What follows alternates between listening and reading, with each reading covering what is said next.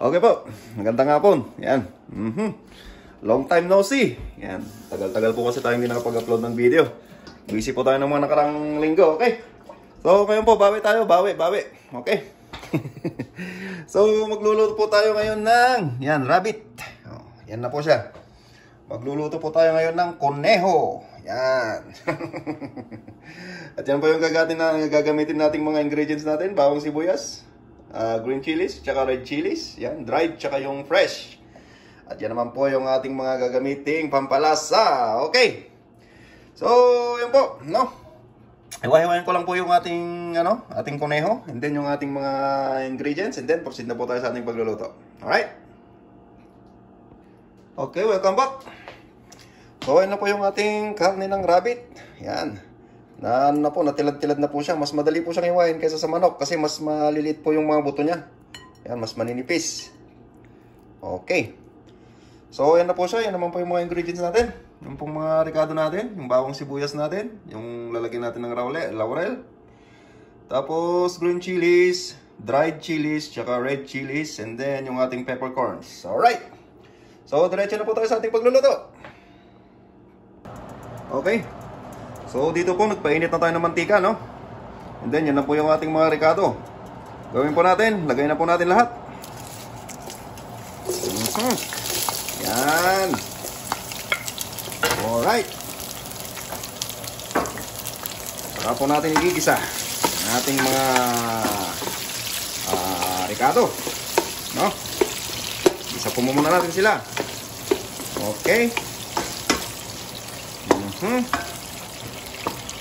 Habang ginigisa po natin, balikan po natin kapag nagisa na po yung ating mga ricado. Alright. Okay. So, pagkatapos pong magisa ng ating mga ricado, lagay na po natin yung karne natin. Yan. Yan, ang ating pong karne ng rabbit. Ating pong karne ng conejo. Okay. Uy, may kasama pang laman loob. Alright. So, pagkalagay po natin ng ating karne, lagyan po natin ng patis. Siyempre, hindi kompleto yung ating adobo kung hindi natin papaamoyan ng patis. Yan, pampabango. Alright. Pagkatapos po, halo-halo lang po natin. Okay. Yan. Para po mag-infuse po yung mga ricado natin sa ating karne. Oh yeah, baby. Yan.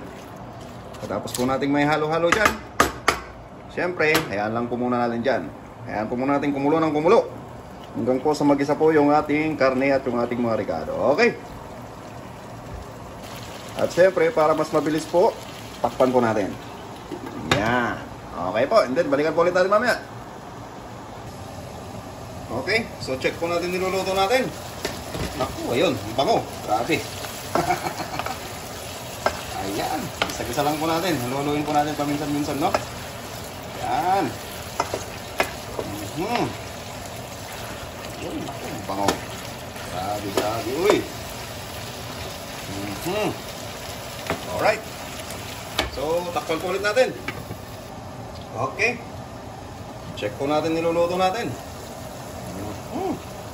Uy, grabe. Okay na. Nagisa na po yung ating karne kasi wala na po siyang mga buhay na mga dugo, no? So, gawin po natin dyan. So, maglagay na po tayo ng toyo, no? Lagyan na po natin siya ng soy sauce. Ayan. Lagyan na po natin ng soy sauce ang ating karne. Okay. Alright. Patapos po natin maglagay ng soy sauce, maglagay po tayo ng suka. Okay, okidoki. Ayan. Patapos po natin maglagay ng suka, lagyan po natin ng kaunting tubig. Yun.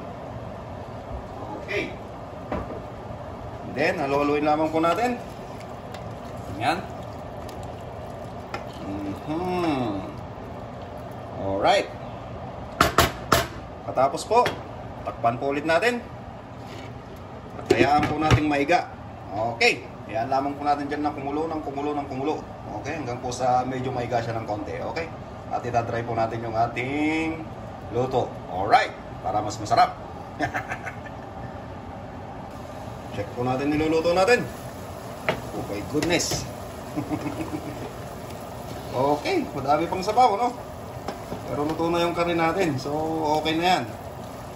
Ang gagawin na lang natin is igayin na lang natin yung ating sabaw. Yan. Okay. Okay po. No?